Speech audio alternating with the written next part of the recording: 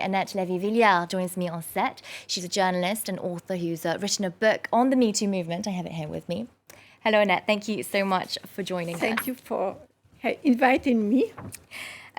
So we've just seen this landmark case in New York. How much of an impact do you think it will have on other cases, perhaps with lesser known accusers and offenders? Well, I think this trial is definitely a milestone. It's the first trial of this kind after the Me Too movement. You have to remember that the Me Too started because the press did the work. You know, the investigative reporting published in the New York Times, the New Yorker, started the whole movement. And now it's time for justice, which is very interesting because the court now is dealing with the movement, Me Too and sex assaults, and making a statement, you know, to sentence to 23 years in prison.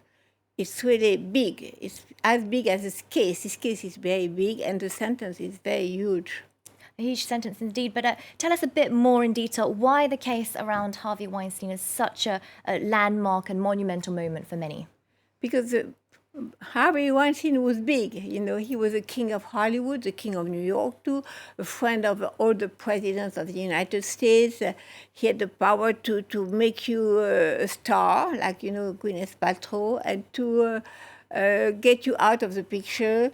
And he used his power, I mean, the power of the old white men to abuse, well, at least 100 women, because 100 women came out and spoke, but maybe more than that, because it went on for 40 years. Everybody knew about it, you know, and Hollywood kept silent. You know, the agents, his brother, people working with him, people on the sets, the whole show business kept silent. And finally, everything is coming out. And what is important to me that the court in Manhattan made a point, this cannot happen anymore. And we believe the women who spoke, you know, because before that, we didn't believe them. But now, and there is no proof, it's 1-to-1, you know.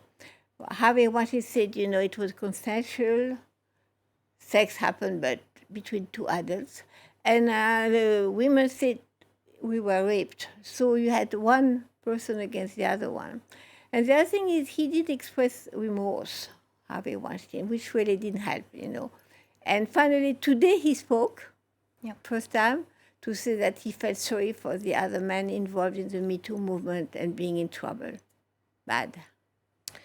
Well, indeed, the culture of silence may be changing towards a culture where we believe women. But here in France, Me Too has been back in the spotlight recently because convicted sex abuser Roman Polanski won a lot of awards at the French Oscars, known as the César. Is France behind the times? Well, France is a totally different story. France had been pretty resistant to the Me Too movement. I think it's coming from Hollywood, it's coming from America, it's a different culture.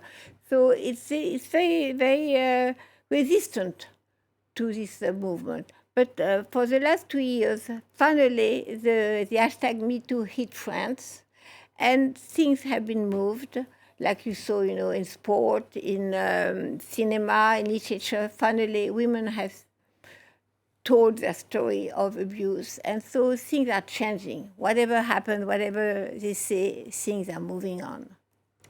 Well, that's all we have time for, I'm afraid. Thank you so much for your insight, Annette LÉVY-WILLARD, author of Chronicles of a Shockwave. Thank you so much.